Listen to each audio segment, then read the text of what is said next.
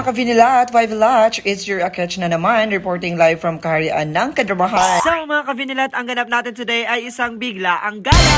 Alam nyo naman sa Akech, konting kabuang lang, niyaya ko kaagad ang aking mga beshi na gumura sa pinakabonggang spot dito sa aming lugar. Wow! At walang iba kundi sa Camp Lagaw. So ayun mga kavinila, syempre hindi pwedeng walang pabaon ang Reyna. Bumili tayo ng pizza at chicherya at sandwich para pang snacks habang nagfi-feeling picnic sa bundok ang mga person. At habang naghintay ako sa isa ko pang kasama, napaisip ako mga Zay na minsan talaga ang bigla ang lakad pa ang mas natutuloy. Aminin. After ilang minuto, dumating na ang mga kartiyan ko sa buhay. Kaya sumakay na kami ng bao-bao papunta sa destination. Siyempre, ayaw natin mapagod ang beauty natin sa kakalakad. Lalo na nainit kayo ang panahon. Protect the glow dapat mga me. Protect the glow. Pagdating namin sa lugar ay Zay, grabe kaganda ang view. Wow. Presko ang hangin o hilom kayo ang palibot. O perfect kayo para sa magbanginangan. So, naglakad-lakad na miya na diraday nga part and then nangita mi kung asa ang tag-iya. O syempre, nag-video-video pa kay Content is Life. Vlogger kunuhay. At itong cute pa na pusa talaga ang tumagbo dito sa atin.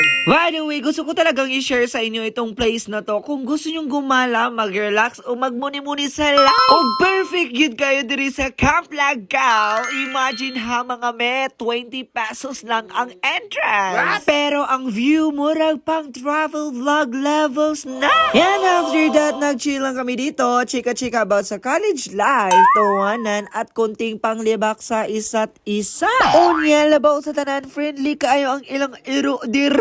Mura bitog silang official welcoming committee. Ay, airset, abi kong iro. At dito talaga ang pinakabongga sa lahat. Ang sunset view. Zay, grabe kaganda. Ang langit murag painting. Orange pink ang colors. So what? Perfect kayo pang Instagram at pang memories ba yun? So ayan mga kabinalat, after all the chika, pictures at kaartihan, time na para umuwi ang mga Reyna. Kapoy gamay pero super worth it. Good ang experience. Kaya kung kamo gusto ninyo nga simple pero maganda gala spot, try ninyo diri sa Camp Lagaw. Baka ito na rin ang next bonding place ninyo with friends. This is your Akech again from Vinalat Y Villa. Stay fabulous, stay immaculate, at lover lang sa buhay.